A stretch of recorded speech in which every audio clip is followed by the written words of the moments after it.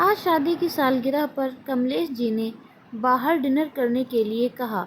मन तो नहीं था क्योंकि सुबह पहले अनाथालय फिर मंदिर भी गए थे तो बहुत थक चुकी थी, लेकिन फिर भी शर्मा जी का मन रखने के लिए शीशे के आगे बालों को संवारने लगी।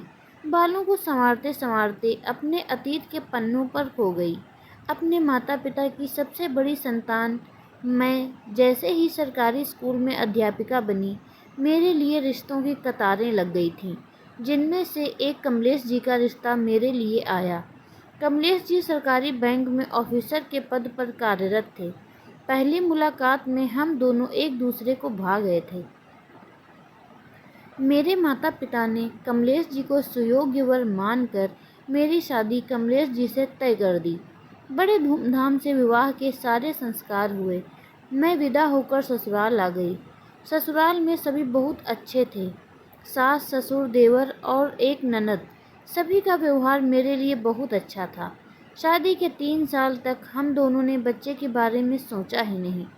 3 साल बाद हम दोनों बच्चे के बारे में सोचने लगे, लेकिन शायद भगवान को कुछ और ही मंजूर था। हमें औलाद नहीं हुई। धीरे धीरे समय यूं ही बीता और हम दोनों अकेले हो गए। सास ससुर अपनी अंतिम यात्रा को चले गए। ननद की शादी हो गई और देवर की शादी करके अमेरिका में सेटल हो गया। रिटायरमेंट के बाद हम दोनों ही एक दूसरे के लिए बच्चे बन गए। हम दोनों सुबह एक साथ वॉक पर जाते, घर आकर लूडो खेलते। घर के कामों के लिए कांताबाई लगा रखी थी, जो हम दोनों के लिए खाना बना देती और घर की साफ सफाई कर देती। कुछ दिन पहले जब शर्मा जी बीमार पड़े तो बहुत उदास हो कहने लगे, पता नहीं सुनैना, सांसों की डोर कब तक बंधी है। काश हम दोनों को कोई औलाद होती तो मेरे बाद वह तुम्हारा ध्यान रखते और मैं चैन से इस दुनिया को अलविदा कह सकता था। मेरे जाने के बाद तुम बिल्कुल अकेली हो जाओगी।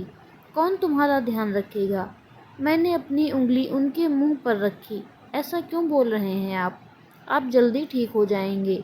हम दोनों का 7 जन्मों का साथ है, अभी इतनी जल्दी छूटने वाला नहीं है। और किसने कहा आपसे कि अगर हमारे बच्चे होते तो वह हमें देखते? इस दुनिया में कितने ही लोग ऐसे हैं जो बच्चे होते हुए भी आज अकेले अपना जीवन जी रहे हैं। माँ बाप तो यही सोचते हैं कि बच्चे हमारा बुढ़ापे में ख्याल रखेंगे, लेकिन ऐसा होता नहीं है। अगर ऐसा होता तो इतने वृद्धाश्रम नहीं खुले होते। आपको याद है जो हमें वर्मा जी मिलते हैं, बढ़ती उम्र में जब सबसे ज़्यादा उन्हें अपनी पत्नी की ज़रूरत है, उन्हें अपनी पत्नी से अलग रहना पड़ रहा है, वह भी केवल बच्चों की वजह से। दोनों बेटों ने जायदाद का बंटवारा किया और साथ ही साथ माँ बाप का भी बंटवारा कर दिया।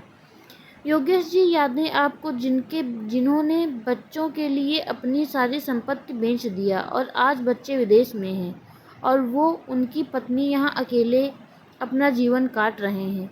अरे हम तो अकेले इसलिए हैं कि हमें औलादें नहीं हैं। कैसे कितने ही इस दुनिया में ऐसे माँ बाप हैं जिनकी 4-4 औलादें हैं, लेकिन वह भी अकेले ही अपना जीवन व्यतीत कर रहे हैं। इसीलिए आप इस चिंता को अपने दिल से निकाल दीजिए कि अगर हमारी कोई औलाद होती तो वह हमें देखती और वह कांताबाई की आवाज़ से मेरी तंद्रा टूटी, हमारे बुढ़ापे का सहारा बनती। हम दोनों साथ हैं। अपने घर में है जो मर्जी आती है वह करते हैं, जैसा मर्जी आते हैं वह खाते हैं। लेकिन कई माँ बाप ऐसे हैं जो बच्चों के होते हुए भी ना अपनी मर्जी का खा सकते हैं और ना ही अपनी मर्जी का पहन सकते हैं। इसीलिए आप यह मत सोचो कि हमें औलाद नहीं है। हम दोनों एक दूसरे के लिए काफ़ी हैं। मैंने अपनी बात को ख़त्म की और उनके लिए उनकी पसंद की अदरक वाली चाय बनाने चली गई। बीबी जी, सब काम हो गया है, अब मैं जाऊं? कांताबाई की आवाज़ से मेरी तंद्रा टूटी।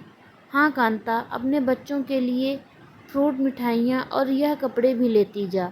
मैंने कांता को ढेर सारे मिठाइयाँ और कपड़े दिए तो उसके चेहरे की खुशी देखकर मन को बहुत खुशी हुई।